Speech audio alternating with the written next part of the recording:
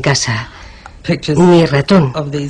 Tampoco podía ver fotografías de esas cosas en la casa por mi miedo a tener un ataque de pánico y morir.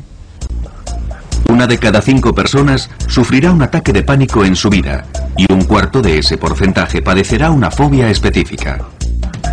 Muchos saben lo que es sentirse incómodo cerca de una araña o de un perro.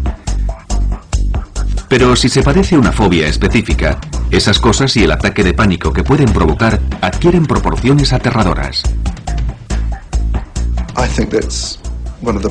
Una de las partes principales de un ataque de pánico que no se da en la ansiedad normal es tener una sensación de fatalidad inminente, además de unas sensaciones físicas verdaderamente intensas. Cuando Joyce Waddington tenía 20 y pocos años y 2 niños menores de 5 años, su enorme deseo por evitar más ataques de pánico superaba con creces los niveles de ansiedad normal.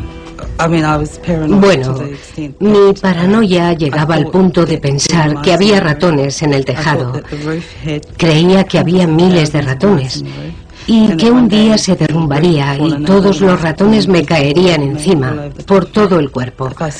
Ver un ratón me matará, porque sufriré un ataque de pánico tan grande que moriré.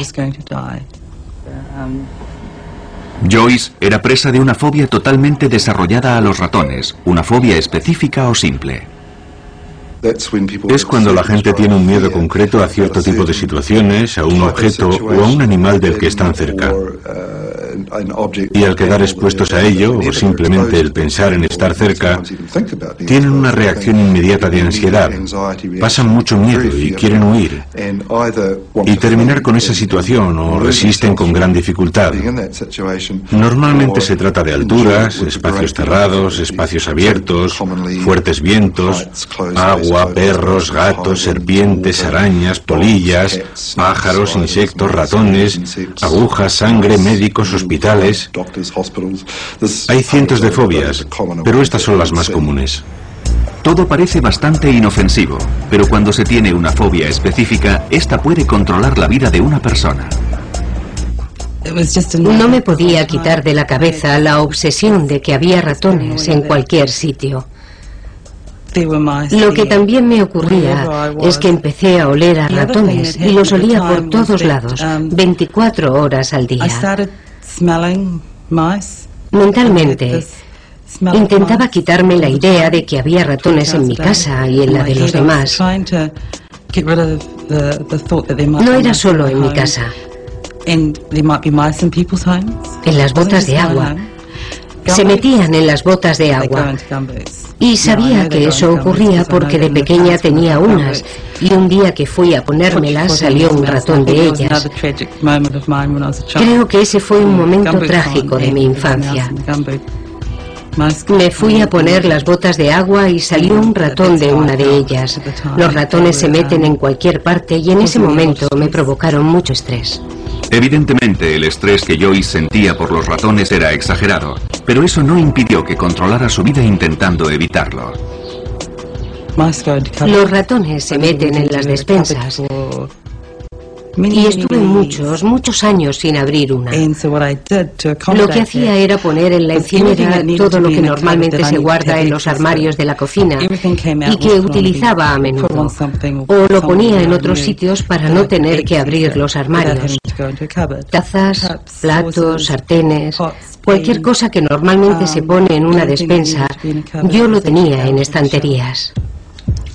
Detrás del huidizo comportamiento de Joyce se ocultaba un miedo desesperado por lo que pudiera ocurrir si veía un ratón.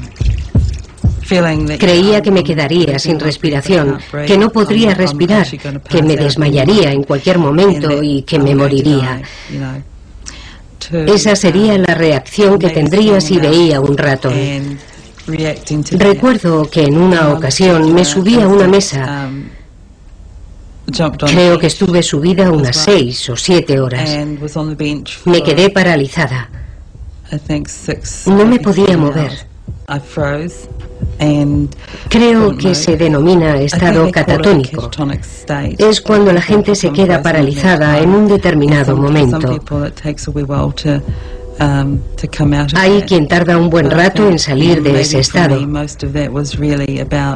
Yo solo pensaba en que viniera alguien a salvarme y todo terminó bien. Pero no podía bajar sola, porque ni siquiera sabía que estaba subida a la mesa.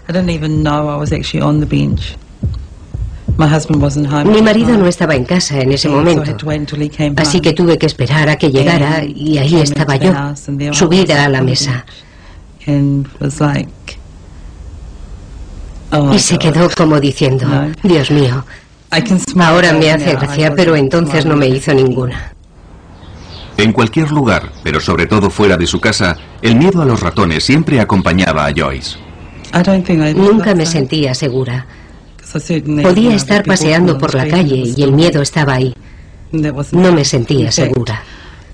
De hecho, llegó un momento en que conocía mi casa, conocía todos los rincones de mi casa y me aislé mucho.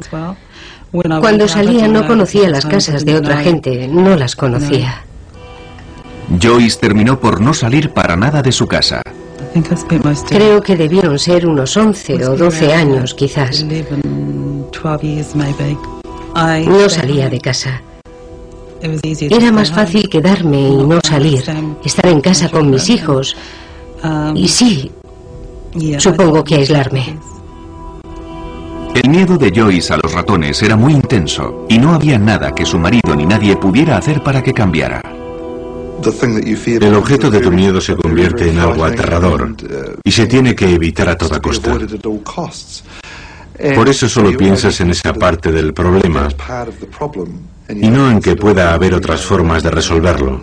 Piensas que te dan mucho miedo los ratones y sabes que es algo que quizás no le ocurre a la mayoría de la gente, pero para ti no hay nada que se pueda hacer al respecto. Y mi marido era muy bueno diciéndome, no hay ratones ahí, es todo psicológico. Y yo respondía, no, sé que hay. Y a pesar de todo lo que me decía, yo seguía pensando que había ratones.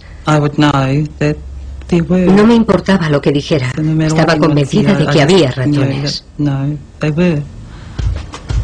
Pero gracias a su marido y a un artículo periodístico conoció una asociación que tenía una línea telefónica de ayuda a las 24 horas del día para fóbicos. A partir de ahí todo empezó a cambiar. Y me dijo, creo que esto es lo que te está ocurriendo a ti. Deberías llamar a esta persona. Así que llamé a Marcia y empecé a hablar con ella por teléfono. Y me empezó a informar sobre el miedo que padecía. No supe que se trataba de una fobia hasta entonces. Y volví a recuperar mi vida, porque había dejado de tenerla hacía 12 años. Algo hizo que Joyce se diera cuenta de lo que le ocurría, y al ser consciente de que tenía un problema, supo que existía la posibilidad de hacer algo al respecto.